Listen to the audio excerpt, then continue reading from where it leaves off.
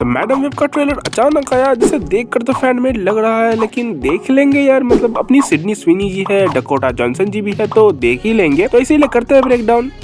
तो सबसे पहले हम डकोटा जॉनसन के कैरेक्टर को देखते हैं 4 स्टार डाइनर में जाता हुआ। अब ये 4 स्टार डाइनर कॉमिक्स में भी एग्जिस्ट करता है, नहीं कुछ इम्पोर्टेंट तो नहीं है, बस ऐसे ही बता दिया। और फिर वो अंदर जाती है और इन 3 लड़कियों से मिलती है, मतलब उनको बचाने की ही कोशिश करती है। तो अब अगर मैं इन 3 लड़कियां और मैडम वेब के ऊपर बात करूँ, तो सबसे पहले अगर मैं मैडम वेब के ऊपर बात करूँ तो मैडम वेब का नाम है कैसेंड्रा वेब। तो इसको जानने के लिए तुम्हें थोड़ा स्पाइडरवर्स का ज्ञान होना जरूरी है। जैसे कि तुम्हें ये तो पता होगा कि स्पाइडरवर्स एक मकड़ी के जाले की तरह मल्टीवर्स में हर एक स्पाइडरमैन के साथ कनेक्टेड है, और कैसेंड्रा उसी वेब का इस्तेमाल करके हर एक स्पाइडरमैन का फ्यूचर देख सकती है। लेकिन अब अगर मैं इसकी कॉमिक ओरिजिन के ऊपर बात करूं तो ज्यादा तो बताया नहीं गया, लेकिन जितना भी बताया गया तो कुछ नहीं, ये बस एक म्यूटेंट होती है जिसको माइस्थेनिया ग्रेविस नाम की एक बीमारी होती है, जिसकी वजह से आप अपनी बॉडी को मूव नहीं कर सकते, लेकिन इसी डिसेबिलिटी की वजह से उसको टेलीपैथी और फ्यूचर देखने की पावर्स भी मिलती है। तो अब अगर इन तीनों की बात करें तो सबसे पहले आता है आनिया कोरजन, जो की स्पाइडर गर्ल होती है और इसको अपनी पावर्स एक मैजिकल टैटू के थ्रू मिलती है। उसके बाद ये है मैटी फ्रैंकलिन, जिसे भी अपनी शक्तियां मैजिक के थ्रू मिलती है, लेकिन ये थोड़ा डिफरेंट है। असल में इसका फादर और नॉर्मन ऑसबॉर्न एक स्पिरिचुअल ग्रुप का पार्ट था, जिसमें ये गलती से परफॉर्म हो गई, तो इसको भी पावर्स मिल गई। और फन फैक्ट तो ये है कि इसका अंकल जे जोना जेमसन है। और फिर आती है अपनी सिडनी स्विनी की कैरेक्टर, जिसका नाम है जूलिया कारपेंटर, मतलब स्पाइडर वुमन, जिसको अपनी पावर्स बहुत सारे एक्सपेरिमेंट के थ्रू मिलती है। लेकिन उसके बाद हम ये देखते हैं कि मैडम वेब के पीछे पीछे एक स्पाइडरमैन जैसा दिखने वाला बंदा घुस जाता है डायनर में, और फिर वो इन तीनों को मारने की कोशिश करता है। लेकिन असली देखने वाली चीज तो ये है कि ये बंदा छत से चिपक जाता है, मतलब इसके पास भी स्पाइडरमैन जैसी पावर्स है। लेकिन इसके बाद वाला सीन थोड़ा वियर्ड है, क्योंकि ये लिटरली वेनम यूज कर रहा था, मतलब जहर।